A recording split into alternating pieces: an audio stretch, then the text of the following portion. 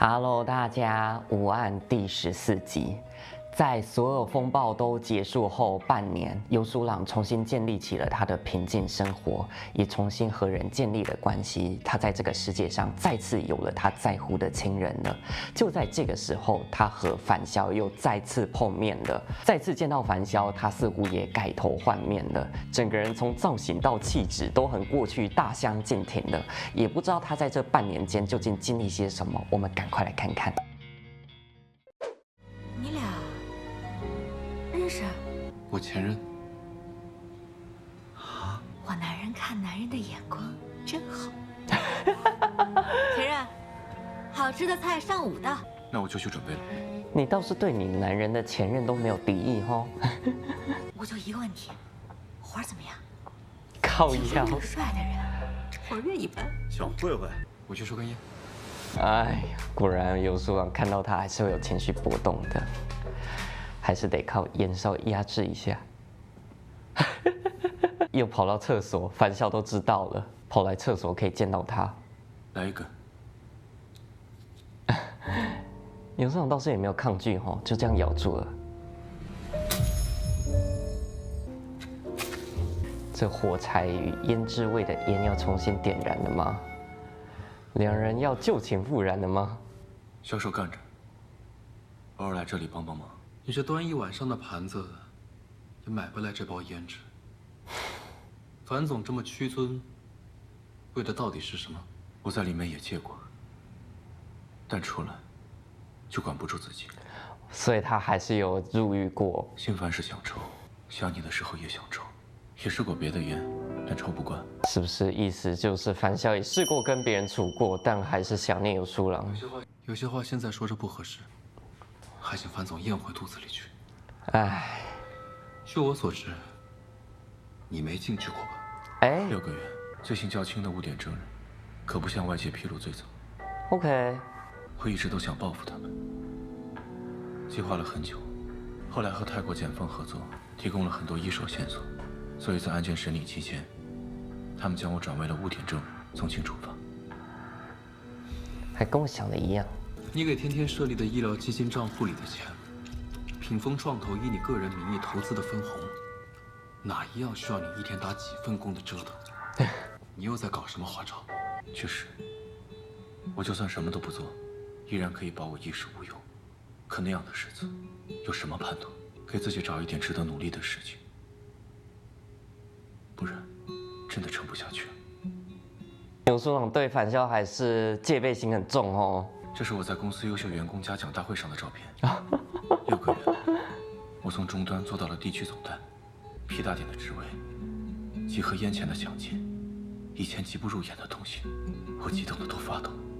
哇，你的电话，我足足看了10几分钟，还是没有拨出去。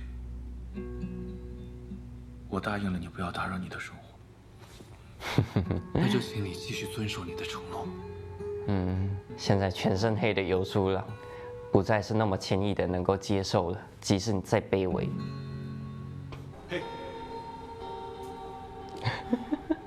樊潇那样子都没有心思在工作的，心不在焉的，这儿啊，一直在看游书朗。往哪儿看呢？给你的小费，不减吗？哇，游子，走了。哎，来了。游书朗在观察樊潇的行为有什么变化，樊潇也知道游书朗在观察他，所以他最终选择弯下腰。哎呦，怎么了？你要保重身体耶！你现在还有小孩要照顾。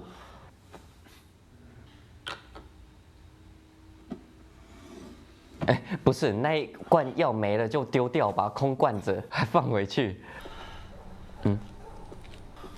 舒朗，嚯、你怎么在这儿？你在监视我？我没有。餐厅看到你眼下发青，你以前人不舒服就会这样，我有点担心你。说到什么时候？对呀、你这个行为在游书朗看来，你还是在入侵他的生活。樊潇的本性还是没有变好，但是关心人的方式真的有调整过了啦。怎么回事啊？我送你去医院。班长，放我下来。今天还在家，我不放心。你看现在的樊潇还愿意妥协哈，刘爽一体天天他就放下来他。我现在送你回家，然后去药店买药。会敲门了哦，不再私闯民宅了。哦，用冲的。谢谢。我帮你熬点粥，熬完就走。不用。这段门如果关上，樊潇知道他就没希望了，所有的连接真的要断了。游书朗的内心又起了一些波动了。我可以理解啦，游书朗对这个人不是完全的恨，肯定也有思念他的时候。游书朗，你竟然再一次引狼入室，还是想再赌一次，这次的樊潇是不是真心悔改吼？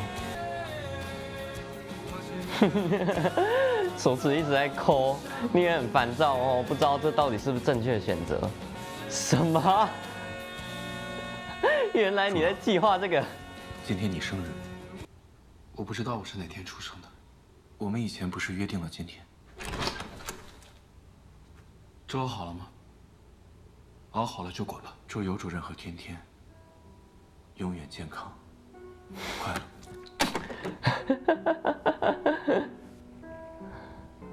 如果有需要，我随叫随到。现在是7点半，最晚10点之前就能出来，肯定不会让你熬夜的。好，谢谢。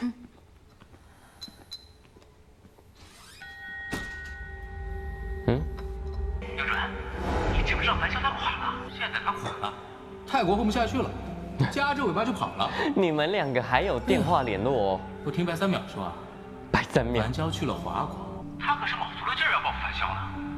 也不知道他们结了什么梁子。你要不要去凑凑热闹？当初樊潇不是又骗你又强迫你的吗？哦，樊潇对游书朗做的事情是传的人尽皆知呢吼。我这2天确实身体不太舒服，那我今天就先回去了。所以白鹏宇打算在今天晚上对樊潇下手，是不是？游书朗这样心不在焉的。有准，我打听到了，今晚8点半，丽都会所。哦，果然。白三淼请了樊潇。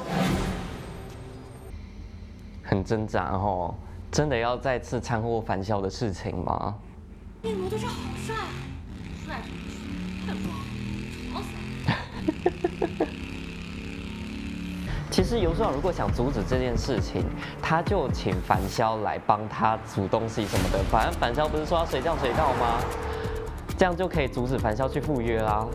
说吧，白三少的包厢在哪个房间？请问先生贵姓啊？姓樊。好的，您稍等。樊先生，这边请。所以樊潇还没到，不然那个工作人员应该知道他不是真正的樊潇。让我们热烈的欢迎咱们的樊。果然不在。我跟朋友来这玩，听说三少在隔壁，过来打个招呼。多日不见。你又到他包厢打招呼了，每当这个时候白三少就要倒霉了。老子特意回华国，摆了这么大一个场子请樊潇，他这么不给面子呀？三少今天请的是樊潇。三少这是什么意思？那既然樊潇要当缩头乌龟，我这场子请尤兄不也一样吗？哦，游书朗心里有什么计三少今天划？传了这个曲子，又叫了樊潇，到底什么意思？你这是收到信了，来救心上人了吧？所以你顶着樊潇的名头进来，是想替他还债啊？但白三少之前对我做的事，难道不值得一顿皮肉之苦？哎，游书朗，你这么有把握，你可以反客为主揍他呀？三少执意想报复，那我倒是可以替樊潇承担下来。不过今天我是人在屋檐下，你有什么手段尽管使。可你今天要是没弄死我，我就跟你死磕一辈子。那个时候好像也跟樊潇讲过类似的话。当然了，盯着你的可能不止我一个，还有樊潇。到时候你就知道我们俩的关系到底如何了。哦，你他妈威胁我是吧？你当老子今天真的不敢动你是不是？白三少，我觉得你好像真的有点动摇了，有点被吓到了。其实我也觉得这种情况，返校应该随时随地盯着，在那边观察情况，不可能放任游书郎在那边有危险。上次你他妈的不是让樊潇打了老子10分钟吗？还你个10分钟，怎么样？你自己嚯，还是都来？靠！都来啊！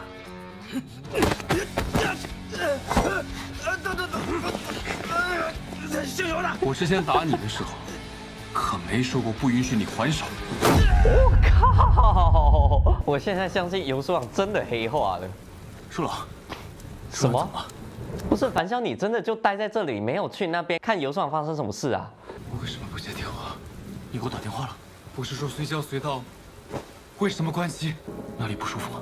我今天从实验室回来，很累，想早点休息，可以吗，樊潇？哎呀，白鹏宇今天一直约我说是谈事情，我相信你应该没带伞，就去研究所给你送伞。他们说你不舒服，早就回去了，但是你家的灯一直没有亮。你时时刻刻掌控着我的行踪，这就是你说的不打扰我的生活。对樊潇来说，这已经算退步了。不过这不是游书郎在乎的啦，他现在只是不想要对樊潇说实情，所以用这些话把他推走。趁我的耐心还没有消耗完，赶紧消失。我还是会查清楚的。背后墙壁上写了个爱耶。哎，刘主任，听说白三淼对你动手了，哎，你没事吧？刚刚我被张弛那孙子劫走了。你再说一遍，他对谁动手了？身上的伤严重吗？今天白鹏宇喊你，就是想整你。我想去看看，看看你一个恶魔是怎么被别人耍的。樊潇都理解了。我知道，你是来看笑话的，你好好休息。樊潇，哎呀，你别去找他。我怎么可能不去找他？对呀，我想到他们可能看我笑话，但我万万没想到，他这个跳梁小丑居然敢动到你的头上。好啦，游书郎让樊潇去吧。哎呦，我不是什么菩萨，我不止一次想要报复你，只可惜这个人不能是白鹏宇。白鹏宇骂我贱的时候，我他妈竟然觉得也是这样。这等于游书郎已经承认了，确实还在乎樊潇，不想要看他被白鹏宇欺负了。没有人有资格，只有你可以报复我。我什么事情都可以听你的，但这件事不行，谁都不可以动你。他敢动你，就要付出代价。我想去看看你的伤，给你上点药，然后就走。哎，让他进来了。脱下了黑色的外衣之后，本性还是那善良的游书郎，所以他睡衣还是白的。去洗汗巾，浴缸里给你放了热水，去泡个热水澡吧。你到底要跟到哪儿啊？我想去看看你的伤，浴室里暖和。那，哎呀，还是受了很重的伤哎。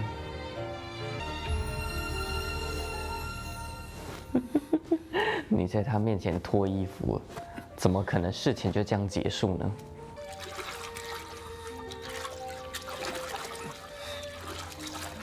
都是我不好，害你受这么多伤。如果没有我，你应该就不会受那么多伤了。现在樊潇才是真正意义上的看着游书郎，关心游书郎，只是他的伤。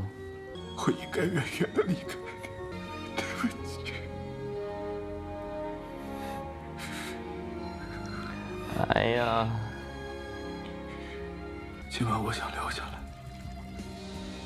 最后一次。对不起，我应该远远的离开你，我应该离开。可以哦。现在这个真正认识到自己错误的樊潇，似乎真的有资格被游书郎留下来了。什么？你不会还是在演戏吧，樊笑？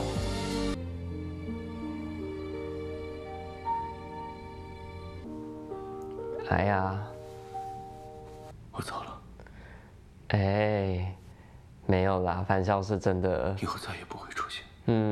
穿上大衣，看游书朗安稳入睡，真的就要走了。游书朗还没睡吧？别急着动白鹏宇，哎，动就要让他永无翻身之地。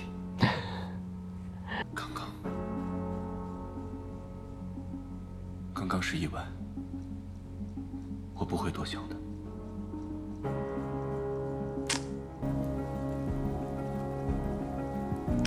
现在舍不得他了哦。这么晚找我有什么事吗？啊，这是石总啊。不是说要给我介绍男朋友吗？我想见见。什么？就是怕忍不住会回头翻一翻。哎呀，最终还是理智战胜了，决定不回头接受樊潇了。果然呐，樊潇的再度出现，再次打破了游书朗的平静生活。也如同我之前所说的，樊潇因为转为了污点证人，所以他刑期减少，很快就出狱了。现在的他不再是当初那个呼风唤雨的恶魔了，而是来到人间，成为了一介布衣、一介百姓，像个普通人一样努力生活、努力过日子，品尝平凡的酸甜苦辣。所以说他跟踪游书朗的老毛病还是没改，但是其实我们从旁观者我们可以看到，他确实已经退一步了，不再像以前那样子无孔不入的入侵游书朗的生活了。其实从这一次他没有跟着游书朗，没有发现他去寻找白山少，就可以看出这一点了。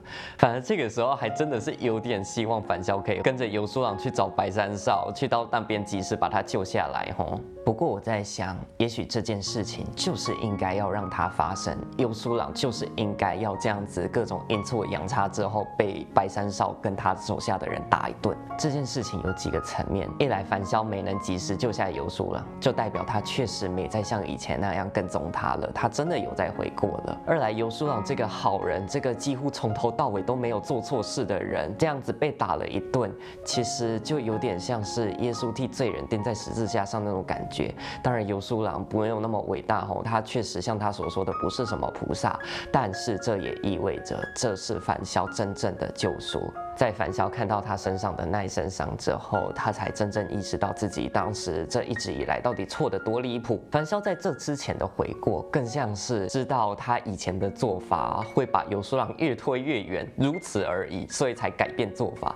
但是现在的他才真正意识到了自己的做法带给他多大的伤害，所以在这之后的樊潇才会承诺今后不再来找游书朗了，而这才是他们的关系如果要修复真正需要经历的道别。